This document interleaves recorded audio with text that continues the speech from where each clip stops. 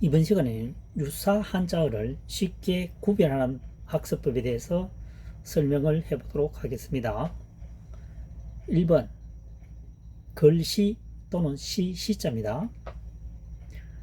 말씀은이죠. 말씀은 절사자입니다. 절에서 말을 하게 되면 마치 실을 엎는 것 같다, 이런 느낌이 온다는 얘기죠. 주위의 환경이 그렇다는 얘기입니다. 고요하고 맑은 공기고 하다 보면 우리가 피를 받는다, 이런 말을 하죠. 그래서 시적인 감상도 떠오를 수 있다. 시 되겠습니다. 두 번째, 모실 시자입니다. 사람인변 절사자죠. 절에서 사람들이 모시고 있다는 거죠. 부처를 모신다든가 그렇겠죠. 그래서 모실 시자가 되겠습니다. 또는 불상이라 해도 되고요. 그래서 시녀, 시문, 그 다음 때시자입니다. 3번 해일자입니다. 해일 또는 날일자죠. 여기서는 날일자라고 보시면 되겠습니다. 해일도 되겠네요. 절사자입니다. 절에서 날짜를 가르쳐 준다는 얘기죠. 시간을 가르쳐 준다는 얘기입니다.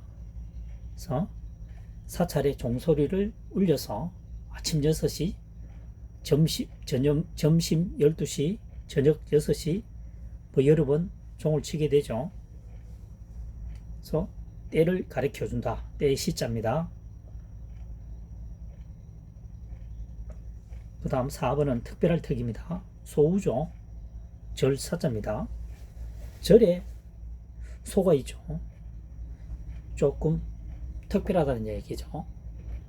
통상적으로 절에서는 육식을 하지 않기 때문에 동물을 키우지 않았겠죠. 과거에는. 특별한 것은 뛰어난 것이다. 뛰어날 턱, 특별할 턱 되겠죠. 특별. 그 다음 5번 기다릴 대자입니다. 걸을 척이죠. 절사입니다. 절에 걸어간다는 거죠. 걸어간다는 것은 누군가가 기다리고 있다고 생각하기 때문에 그렇다는 얘기죠. 그래서 기다릴 대자입니다. 대상이 불상일 수도 있고 스님일 수도 있고 먼저 가 있는 동료일 수도 있겠죠. 그래서 절에서 걸어가는 것은 누군가가 기다리고 있기 때문에 절을 향해서 간다, 이런 얘기가 되겠습니다. 기다릴 대자가 되겠습니다. 기대하다. 6번째 가질 지자입니다. 손수변이죠. 절사자입니다. 절에 갈 때는 손에 무언가를 가지고 간다는 거죠. 부처님을 만나러 갔을 때는 빈손으로 가는 것이 아니라 어떤 공양하기 위해서 뭔가를 가지고 갔겠죠. 빈손으로 가는 경우는 거의 없다고 봅니다. 그러니까 약간 불교에 대한 어떤 종교관념을 가지고 있는 사람은 빈손으로 가지 않겠죠. 그래서 가질 지자가 되겠습니다. 절에 갈 때는 손에 뭔가를 가지고 간다. 7번 언덕지자입니다. 절사자입니다. 절사가 아니고 배산이죠. 그 다음 절사자입니다. 절이 산 위에 있다는 거죠. 또는 절이 산 옆에 있다고 하는 게 낫겠네요. 산 옆에 절이 있다는 거죠. 그러니까 산 쪽에 절이 있으니까 절을 가다 보면은 언덕을 만나게 되겠죠. 과거에는 사찰이 굉장히 깊은 산 속에 있었습니다. 여러 언덕을 지난다는 얘기겠죠. 그래서 언덕지가 되겠습니다. 8번째 무리등자입니다. 대나무 죽이죠. 절사자입니다. 대나무가 유독히 절에 많다는 거죠. 무리를 이루고 있는 것은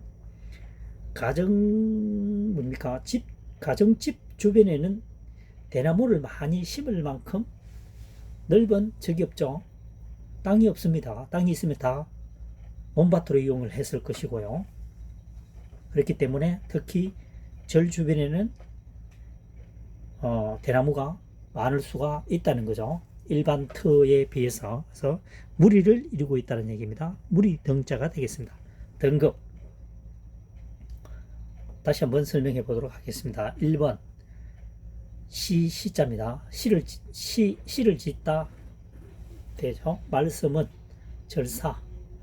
절에서 말을 하다 보면 피를 받아서 시상이 잘 떠오른다.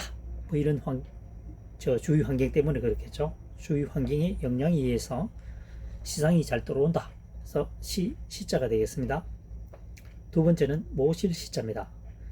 사람인변 절사죠. 사람이 절에 뭔가를 모신다는 얘기죠. 부처님을 모실 수도 있고 불상을 모실 수도 있고 여하튼 그렇습니다. 3번 떼시자입니다. 날일자 절사자죠.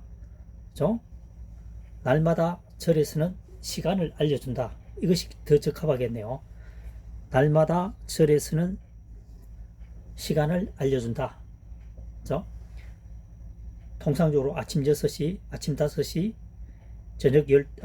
점심 12시, 저녁 6시 시간에 대해서 종을 쳐주죠.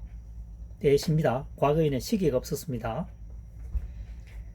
네 번째, 특별할 특입니다. 소우입니다. 소우. 절사죠. 절에 소가 있다는 거죠. 그런 경우는 특별하다. 특별하다고 하는 것은 뛰어나다. 뛰어날 특 되겠죠. 특별. 절에서 소가 있는 경우는 드물다. 그것은 특별한 경우다. 무슨 이유가 있겠죠. 다섯 번째, 기다릴 대자입니다. 기다릴 대. 걸어갈 척이죠. 걸어갈 척. 두인변이라고도 합니다. 사람이 두 개라는 얘기죠. 걸을 척. 절에 걸어가고 있다는 얘기죠. 누군가가 기다리는 대상이 있기 때문에 걸어간다는 거죠. 조금 전에 얘기했다시피 부처님일 수도 있고 불상일 수도 있을 수도 있고 스님일 수도 있고 동료일 수도 있겠죠. 그래서 여섯 번째는 가질 지자입니다. 손수변입니다. 변이라고 하는 것은 좌측에 사용되는 한자죠. 우측에 사용되면 방입니다. 변방. 변방이라고 하는 것은 나라와 나라와 사이에 경계선을 말합니다. 변방. 우리나라인 경우에는 38선 정도 되겠죠. 그래서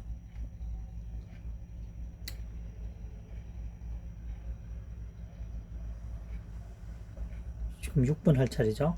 손수, 절사. 절에 갈 때는 손에 뭔가를 가지고 간다는 얘기죠. 가질 지자가 되겠습니다. 그래서 불교 쪽에 조금 가까운 분들은 어떤 정성을 표시하기 위해서 공양을 하죠. 그래서 빈손으로 가질 경우는 극히 없습니다. 7번 언덕지자입니다. 배산이죠. 절사자입니다. 산 옆에 절이 있으니까 지금은 아니겠지만 과거에는 절이 대부분 산중 깊숙이 있었습니다. 민간인가가 뚝 떨어져 있었다는 얘기죠. 그러다 보면 여러 가지 어떤 언덕을 통과해야 되겠죠. 그래서 언덕지자가 되겠습니다. 그 다음 여덟 번째 무리등자입니다. 대나무 죽이죠. 절사입니다. 절에는 대나무들이 무리를 이루어서 자라고 있다. 이런 얘기입니다. 민간인은 대나무가 많이 자랄 환경이 아니죠. 대나무를 키울 수 있는 환경 같으면은 농과 밭을 일구었겠죠. 식량이 항상 부족했으니까요. 그래서 절에는 대나무가 무리를 이루어서 자랄 수 있는 환경이다. 이렇게 하면 되겠습니다. 등급, 대치하다. 지지선은 기대, 특별, 시간, 시녀, 시문 되겠습니다. 대표음이요.